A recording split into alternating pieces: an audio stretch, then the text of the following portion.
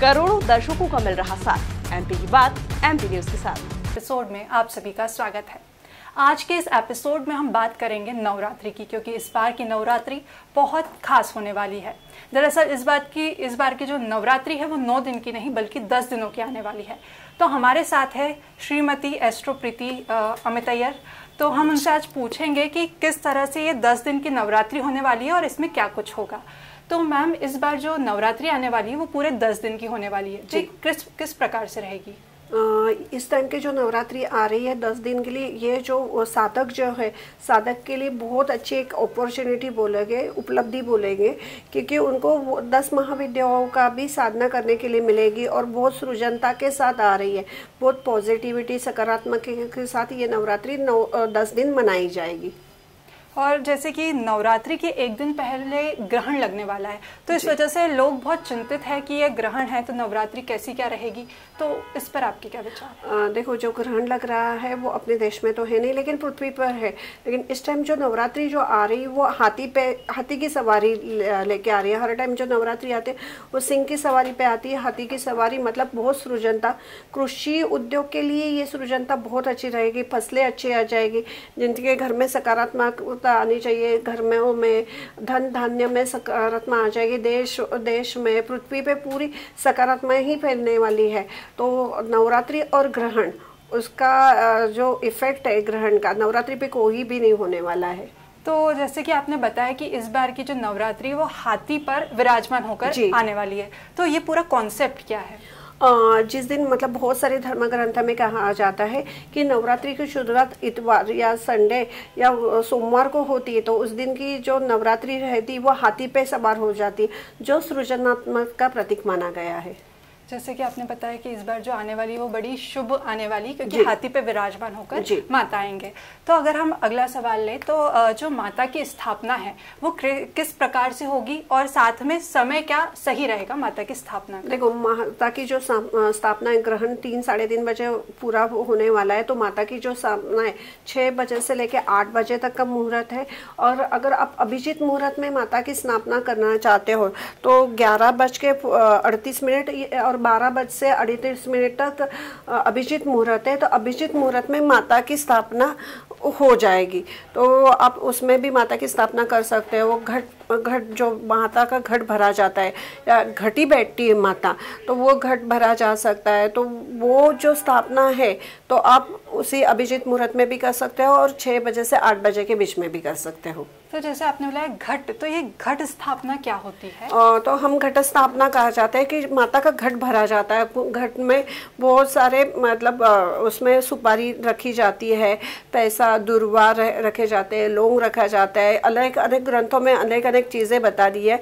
घट के नीचे जो मिट्टी रहती है वो नदी की किनारे वाली मिट्टी रहती है, उसमें 7 धान रखे जाते हैं, तो जो अपने आप में सृजनात्मक का प्रतीक है। ऐसा कहा जाता है जितने धान ज़्यादा उगते, ज़्यादा ये होते हैं, उतनी समृद्धि घर में आती है।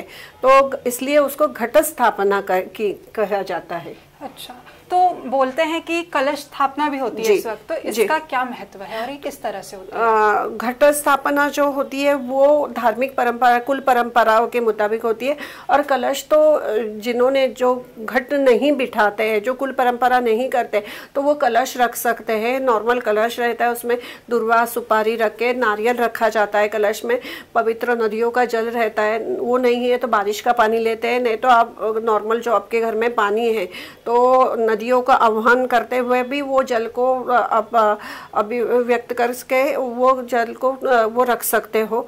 तो इस प्रकार से आप कलश रख सकते हो जो अपने आप में सृजनता का प्रतीक रहता है। उसमें पान के पत्ते रख दो या आम के पत्ते रखो, तो नॉर्मल कलश भी आप रख सकते हैं। तो घट स्थापना और कलश में दोनों में थोड़ा सा अंतर है। अच्छा, दोनों में मतलब थोड़ा अंतर है। हाँ। तो अगर हम बात करें कि कुछ खास अंतर इसमें क्या है जो आप मतलब सिंपल शब्दों में आप जैसे बताना चाहे, जिससे लोगों को पता चले? जैसे घट जो बैठता है वो मिट्टी और 7 धान से बिठाया जाता है कि उसमें माला, मतलब पहली माँ, ऐसे 9 माला बना जाते हैं। जो पहली माँ रहती है वो फूलों की रहती है कि जहाँ पे किधर खुरासनी के फूल आते हैं, किधर सरसों के फूल आते हैं या गेंदे के फूल रहते हैं। तो हर एक कुल की परंपरा अलग रहती है। हर देश में परिस्थिति के अनुसार जहाँ पे जो फूल उपलब्ध रहते उस माला चढ़ाई जाती है, तो उसको बोलते हैं घट स्थापना और नवरात्रि की माला। 9 माला रहती हैं, तो 9 माला और 10वें दिन सिंहोल्लंघन के लिए देवी भगवती जाती है, तो इसे कहते हैं घट स्थापना। और कलश जैसे मैंने पहले भी बताया कि नॉर्मल कोई भी व्यक्ति रख सकता है, और इस साल अगर आपकी कोई रखते नहीं हो तो ज़रूर रखना।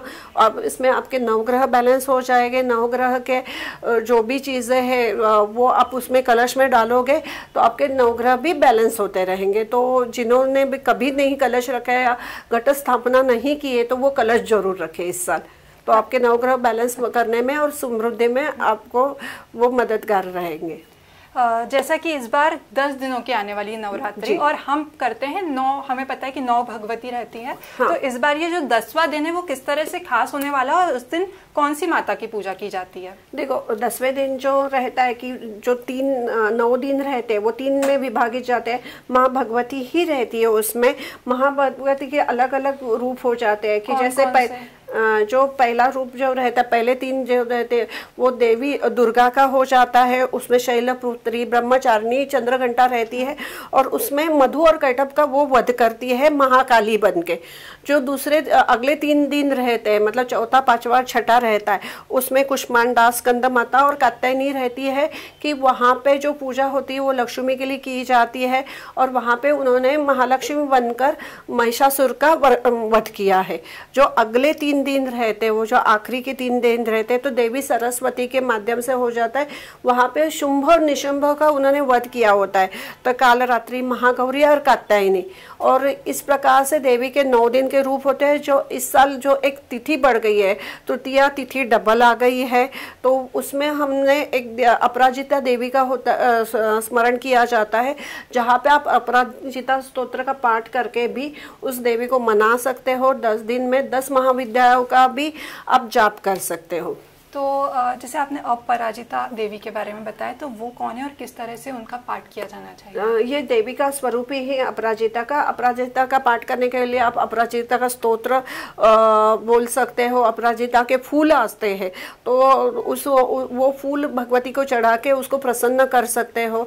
तो इस प्रकार से आप माता को प्रसन्न करने के लिए 10वें दिन भी देवी अपराजिता का पठन कर सकते हैं, जो आपको हर चीज में जीत दिलाएगी, इसलिए उसे बोला जाता है अपराजिता। अच्छा, तो हम ये देखें कि ये तो माता अपराजिता की बात हो गई, पर इन 9 दिनों में किस क्रम में पूजा करनी चाहिए और किस तरह से माता की आराधना करना चाहिए जिससे माता प्रसन्न हो? देखो, माता की आराधना करने के लिए तो बहुत सारे धर्म ग्रंथों में अलग अनेक उपाय बताए गए, लेकिन जो हमेशा करने के लिए, जैसे अखंड जोत जलाई जाती है, देवी को भोग लगाया जाता है, और फल फ्रूट का नैवेद्य दिखाया जाता है, कुंकुमाचरण होता है, माता को मालाएं चढ़ाई जाती है, कहीं पे नींबू की, महाकाली को तो नींबू की माला भी चढ़ती है, तो जागरण किया जाता है, जगराता होता है, हवन होता है। इस प्रकार से माता जी को रिझाया जाता है, उनको प्रसन्न करने के लिए हम ये सारी विधि करते हैं। जैसे कि बोला जाता है कि जो अनार का दीपक लगाया जाता है, हाँ, तो उससे माँ प्रसन्न होती है, तो ये कॉन्सेप्ट क्या है? अनार का दीपक, जैसे कि भगवती का अनेक फल चढ़ते हैं, उसमें एक अनार भी रहता है। आप अनार खा लो, और अनार के जो दाने निकाल के जो छिलका निकलता है उसको उल्टा करके अगर उसमें अब बत्ती लाल कलर की जो जोत आती है वो जला दो तिल के दीपक के साथ, उसमें थोड़ा सा जायफल भी डाल दो, तो भगवती बहुत प्रसन्न होती है, उसको बहुत अच्छा लगता है। और उसका ही आप अगर काजल बना लो उस जोत का, तो वो काजल जो है नज़र दोष के लिए भी बचाया जाता है और आप में आकर्षण बढ़ जाता है। तो अनार के जोत के साथ अगर आप काजल बनाते हो तो आप आकर्षण के लिए भी ये काजल बना सकते हो। जैसे कि ये 9 दिन आने वाले हैं, तो हम जैसे कि हम कपड़ों की बात करें तो रोज अलग अलग, तो ऐसे कौन से कलर के कपड़े हैं जो हमें इन 9 दिनों में खास तौर पर पहनना चाहिए? देखो, देवी भगवती के लिए हर रंग का एक महत्व अलग अलग होता है। जैसे लाल जो होता है शक्ति का प्रतीक होता है, सफ़ेद रंग होता है वो समृद्धि का प्रतीक माना जाता है, हरा रंग जो होता है वो समृद्धि होता है। तो अलग अलग प्रकार के, जैसे भगवती को केशरिया रंग पसंद है, लाल है, हरा, नीला, पीला, मोर पंखी है, ग्रेश कलर है, तो ऐसे 9 दिन के 9 कलर बताए जा रहे हैं। तो हर एक की ऊर्जा, अगर भगवती की ऊर्जा लेना चाहते हो तो हर दिन नित्य नियम से आप वो रंगों को पहनोगे भगवती के अनेक अनेक रूपों के साथ, तो वो आपको माता का जितना भी आशीर्वाद मिलना चाहिए उतना आशीर्वाद मिलेगा। तो जैसे कि ये पूजा की बात हो गई, पर जैसे इन 9 दिनों में जो है उपवास रखते हैं लोग, तो जी। उसकी जो सही विधि है उपवास रखने की वो कैसी होनी चाहिए, और इसमें कौन सा अन्न है जो ग्रहण करना चाहिए जिससे कोई दोष ना लगे?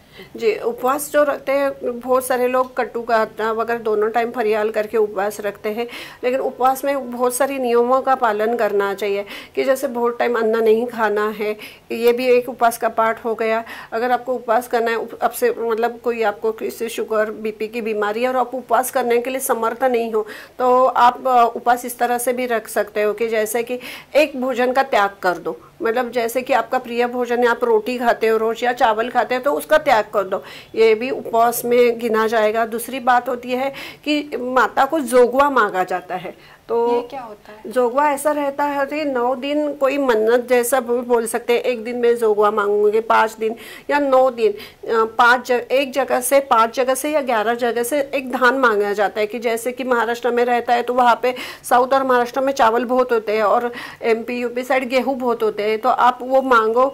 अगर चावल मांगते हो तो चावल डाल का खिचड़ी या चावल बना के वो खाओ, वो भी उपवास में व्रत में ही गिना जाएगा। या जो गेहूँ मिलते हैं तो उसका आटा बना के उसकी रोटी बना के खाओ। तो ये जो जोगवा मांगा जाता है 12 बजे से पहले मांगा जाता है, तो 12 बजे से 5 घर से, 1 घर से या 11 घर से जोगवा मांग के लाओ, वही आप खाओगे। उसके अतिरिक्त दूसरा कुछ भी खाना आप नहीं खाओगे, तो वो भी उपवास में ही गिना जाएगा। इन 9 दिनों में हमें किस तरह से पूजा करनी चाहिए जैसे आपने बताया, पर ऐसे कौन से ग्रंथ हो गए या कौन से पोथी हो गए या मंत्र हो गए जिनका जाप करने से माँ प्रसन्न होती है? देखो, जैसे कि भगवती की अगर पूजा अर्चना करनी चाहिए तो सप्तशती का बहुत महत्व बताया गया है। सौंदर्य लहरी है, श्री सूक्त है, दुर्गा चालीसा है, तो इस प्रकार का पाठ आप कर सकते हो। तो जैसे कि यहाँ पे ब्लैंक हो गई, सॉरी। जैसे कि इन 9 दिनों में माता की किस तरह से आराधना की जाए और पोथी किस तरह से पढ़ी जाए, कौन कौन से पाठ है जो करना चाहिए या मंत्र उच्चारण है जिससे माँ प्रसन्न होती है? देखो, जब माता की पूजा 9 दिन की होती है, दुर्गा सप्तशती का बहुत महत्व कहा गया है।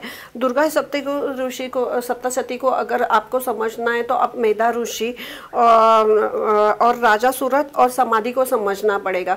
मेधा ऋषि का जो आश्रम था घोर वन में था, तो वहाँ पे जो सृष्टि के जो नियम थे वो कोई लागू नहीं पड़ते थे। कि जहाँ पे हाथी, घोड़े और जो चतुष्पाद प्राणी है जैसे शेर वगैरह, वहाँ आके वो उनके कथन को सुन के उनके जो नेचर की प्रकृति है वो भूल जाते थे और वहाँ पे स्तुति में ही उनके रम जाते थे कि वहाँ पे एक ही चीजें हो जाती थी, प्रकृति के कोई नहीं। जब राजा सूरत और वैश्य व्यापारी समाधि जब मुनि के पास पहुंचता है और वो बोलता है कि हम अभी तक अपनी मोह माया त्याग नहीं पा रहे, उसका क्या कारण हो सकता है, तो मेधा ऋषि ने उनको सप्तशती का ज्ञान दिया। वहाँ पे उन्होंने सप्तशती का जो निर्माण हुआ तो मेधा ऋषि के वन में ही हुआ है। तो जहाँ पे सप्तशती की 13 अध्याय जो बने हैं 700 श्लोकों के साथ, वो मेधा ऋषि के वन में बने हैं। और उसके जो मंत्र उच्चारण है ओम ऐं ह्रीं क्लीं चामुंडाय विच्चे, तो वो नवारण मंत्र भी वहीं से आया है। उसके बाद आप देवी चालीसा का पाठ कर सकते हो, श्री सूक्त का पाठ कर सकते हो, सौंदर्य लहरी का पाठ कर सकते हो। तो देवी की इस प्रकार से आराधना आप कर सकते हो। जैसे कि आपने बताया कि इतनी अच्छी तरीके से हम आराधना कर सकते हैं, कौन कौन से पाठ कर सकते हैं, पर अगर हम बात करें कि इन 9 दिनों में जितनी सकारात्मक ऊर्जा रहती है उतनी ही कहीं ना कहीं नकारात्मक ऊर्जा का भी का प्रभाव रहता है। ऐसा लोग बोलते हैं कि इस समय में टोने टोटके बहुत होते हैं, और ये भी माना जा रहा है कि ये जो नवरात्रि जाएगी उसके बाद जो दिवाली आएगी उसमें है ना बड़ी प्रॉब्लमेटिक होने वाली है। तो इसका पूरा क्या कॉन्सेप्ट है, जरा आप क्लियर करिए। जी, जैसे सकारात्मक शक्तियाँ होती है वैसे नकारात्मक नकारात्मक भी शक्तियाँ होती हैं। इन दिनों में मानते हैं कि बहुत सारे तंत्र मंत्र की चीज़ें होती है।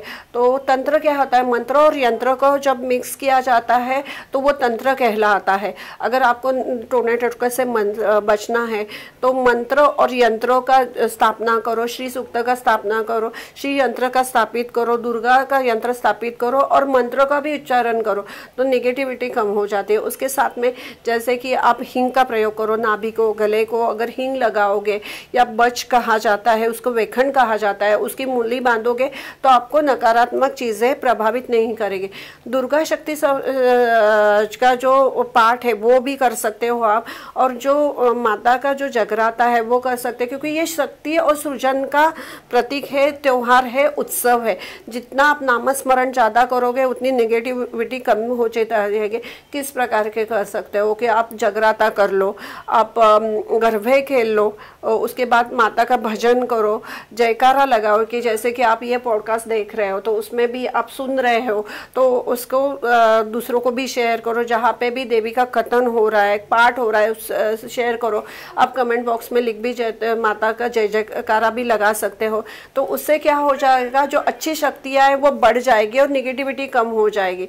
तो अपने आप जो निवाली पे जो कहा जा रहा है कि नकारात्मक आएगी, तो वो बिल्कुल भी नहीं आने वाली है। क्योंकि मैंने पहले भी बोला है कि माता जो आ रही है हाथी की सवारी लेके आ रही है, तो बुराई पे अच्छाई की जीत ही होगी।